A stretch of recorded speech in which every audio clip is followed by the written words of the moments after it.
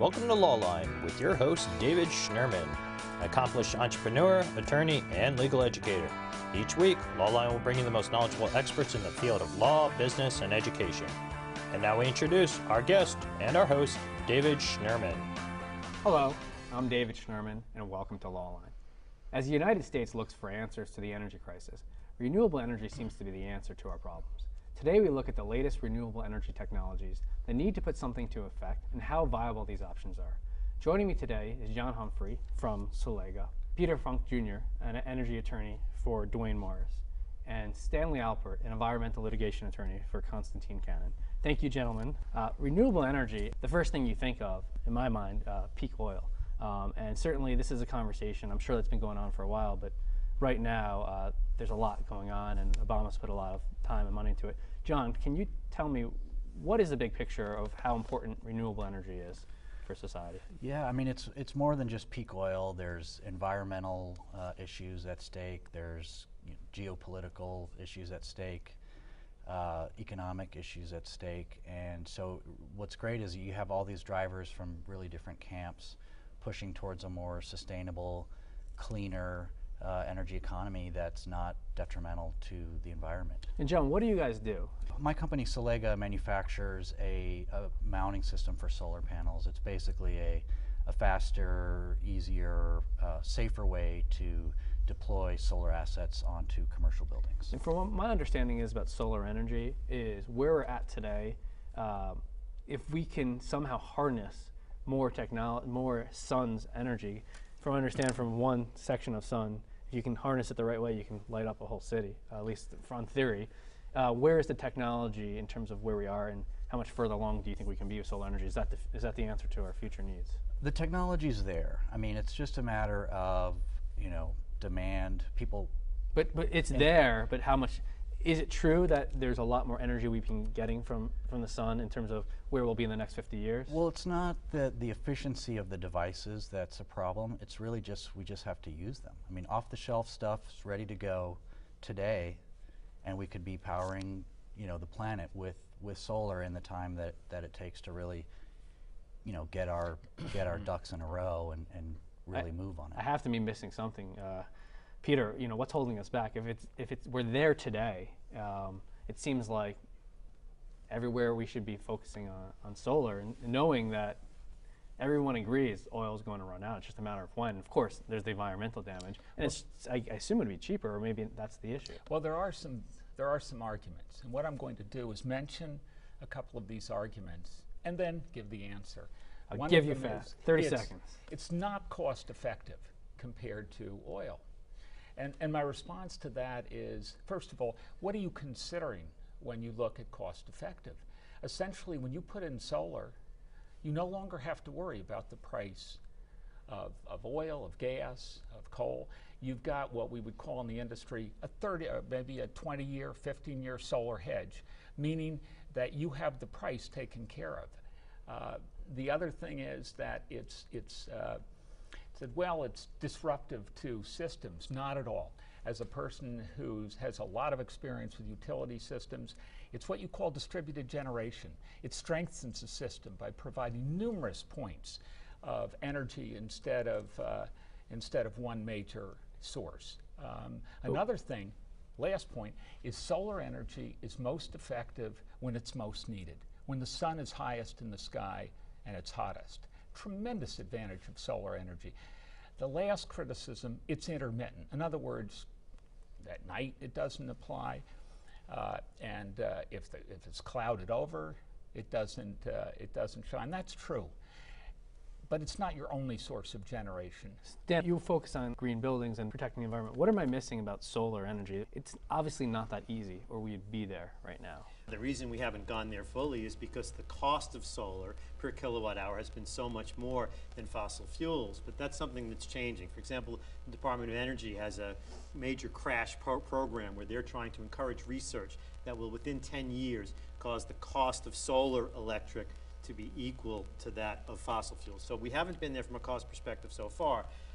If true economists review this and take into account all the costs to society, including pollution, including children in the Healthcare. Bronx, healthcare, exactly, who go to the hospital because of asthma. If you include the cost of defending the oil lanes to the Middle East, which is a mighty heavy price ticket for this country, you would probably come out differently in terms of cost benefit. But putting all that aside, the plan is to move in that direction.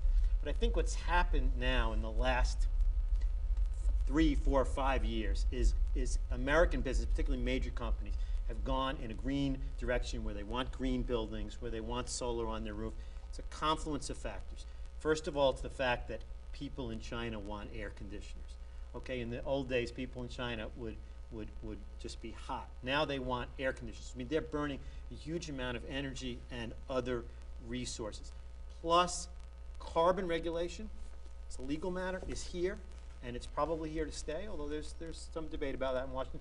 When you put those together, all of a sudden solar starts to become much more attractive. That's why companies like John's are starting to, are really taking off these days. In the bigger picture of things, certainly you look to oil right now.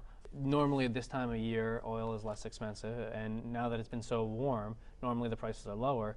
The prices have gone up because there's more demand outside of the country. Correct. And so they're raising prices.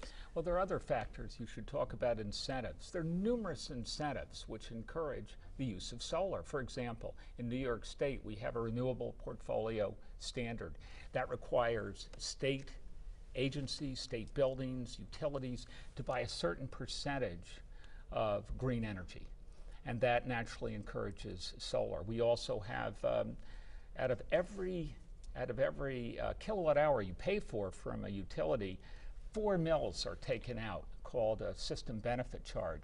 That adds up to hundreds of millions of dollars, and a state authority called NYSERDA gives incentives, very significant incentives. There's one project I'm working on right now that's getting $250,000. Sure. Another one that's getting somewhat less. New York City has property tax reductions. If I could, I want to just before just solar is one area of it, and we're going to get into that some more because obviously it's a big part of it. From what I understand, there's many different areas of renewable energy. Some things that I've heard of course, there's wind, there's solar. I've heard of tidal. I don't know if that's actually in existence, but there's certainly opportunities for that. They tried to do it in the East River for some time. Well, essentially a big propellers that the tide comes in, the propellers face one way, the underwater propellers face the other way. Difficult to do, corrosion. It has been done in some instances. They estimate as many as 50 megawatts. It's like a relatively good-sized power plant could be generated by tidal. And tidal has another advantage. It's very regular. I believe there is a system in the East River that's running now. Is it running right now? Yeah. It seems like Con Ed was going to do that program, and I know they've tried it. I know they made the installation. It may in fact be running right now. And then I heard there's a biomass energy as well. I don't know if is there anything else out there? Geothermal, sure, of course. And so here's the elephant in the room, I guess you can call it, is of course. Ocean thermal. Hydro, of course, is when you talk about cars, let's use cars as an example. I heard, I read that a lot of times when, electric cars, a lot of these car companies, they bought the patents and they shelved them, they locked them up and they put them away. How much of it out there from oil companies and big corporations who have vested interest in the old way, how much of that is fighting the tide to new energy and renewable energy? That's a tricky knockout question. We could talk about that, but let's talk about some good news. There's a company called Better Place. Is that something that's not wanted to be talked about? Is that an avoidable answer? There are major companies in the U.S. That are building large wind machines. Renewable energy is big business. Major oil companies have had initiatives into the green side, admittedly somewhat limited, but they've had them. Sure. And when you get competing energy sources that involve politics, you can have issues, to be sure. Well, it just seems if we put all of our energy into renewable energy, we can solve it in a couple of years or whatever it is. There are certainly arguments about why America switched, for example, from electric trolleys to buses in the 1950s. There's a lot of arguments, but that's really looking to the past. The beauty of the future of smart business is new models that are coming up. America in the Midwest is the Saudi Arabia of wind. America in the Southwest and Florida is the Saudi Arabia of solar, which doesn't necessarily mean what John's doing, which is solar photovoltaic. You convert directly to electricity, but solar thermal, where you concentrate the sun's rays on a point, and you heat water and you spin a turbine, just like you produce electricity from coal. But if you want a great, fantastic, really forward-thinking model for the future of cars, it's called Better Place. The idea is batteries for electric cars will only allow you to drive about 100 miles. So what Better Place does, they put up these stations, just like you pull in to fill up on gas. You pull in, they change out the battery. The battery belongs to their company, so you don't care if they change it out. And you go in, it's very expensive equipment. They lift the battery in, they change it out, and you continue driving on your way to Acadia National Park in Maine. That's the Better Place model. They're doing it in Hawaii, Israel, Copenhagen, naturally the San Francisco Bay Area. So I want to talk about Obama's administration has talked about renewable energy a lot. You see headlines where companies, I don't remember the names of the companies, they invested $100 million or $200 million or a lot of money into it, and companies are no longer there, they're bankrupt. What's going on? Well, without mentioning the particular name of that company that I've heard 1,000 too many times over the last month. What is the name, just so everyone? Solindra. I mean, Solindra. the scandal that was not a scandal, really. I mean, it's just to quickly touch on your big picture question of why we're not there yet. It's really that, you know, the U.S. has evolved with the mindset of unlimited, extremely cheap energy resources, right? So we're slowly having to come to grips with the fact that there isn't unlimited energy out there, and energy costs money. And so if you look at any of the buildings that were built, you know, within the last 100 years, most of them are extremely energy inefficient. Most of the cars, you know, they don't put their R&D efforts into a more efficient vehicle. They put their R&D efforts into making it go from 0 to 60 in some number. Totally useless effort, but that's what people buy. And so really, we as a society have not decided that we want to do this, and we haven't called our representatives that we elected and said, you need to make this a priority. It seems like the number one thing that will get us there, and it did for a little bit, is the price of gas. And when the price of gas doubles or triples, which it is in some countries, certainly we'll look to other sources.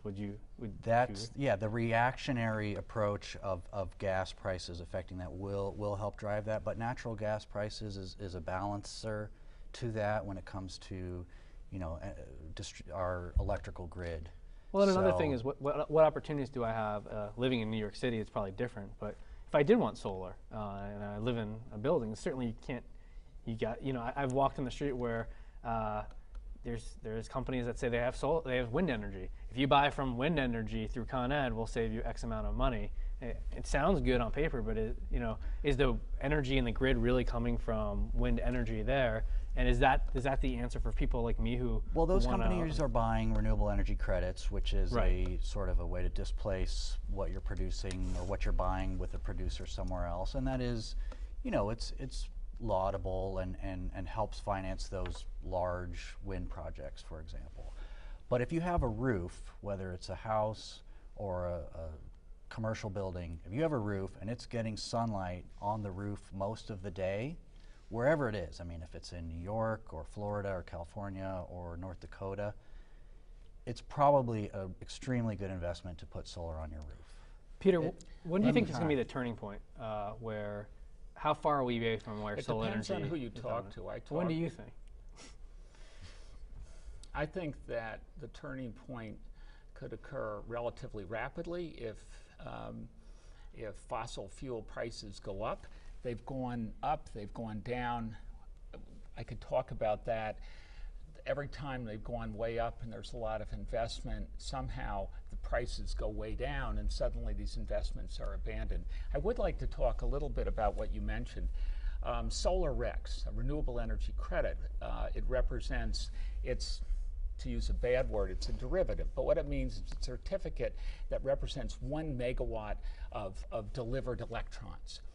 And these can be extremely helpful in finance. In New Jersey, for example, if you interconnect to the grid, that means dealing with your local utility and going through an interconnection process and qualify, you can sell solar RECs.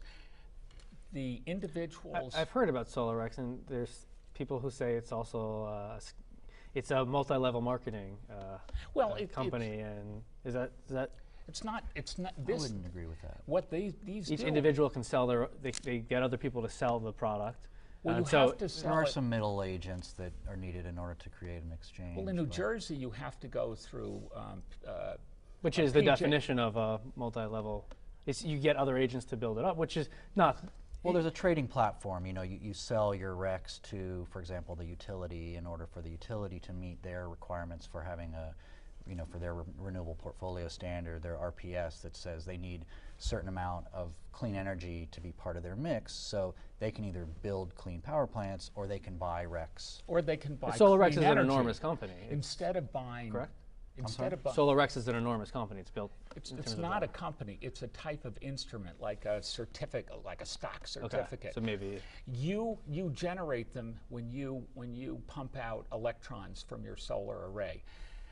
That then can be sold. Okay. In New Jersey, it has to be sold PJM, which is I understand a now. big interconnection, which is so if you have extra energy from your own solar Yeah. arrays, you can sell it. Okay, that's and something then different. they have to meet, the utilities have to meet their requirement. They can either buy, as you said, they can either build their own renewable plants, they can either buy renewable energy, but they're subject to penalties if they don't.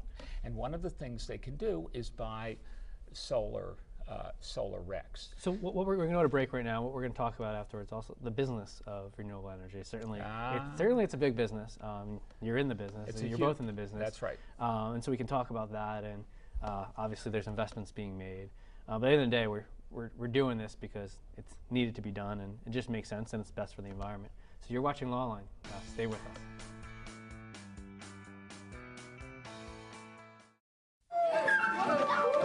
I'm lucky.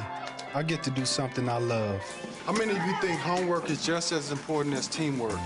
I help keep kids in school, Good. and that's the name of the game. My name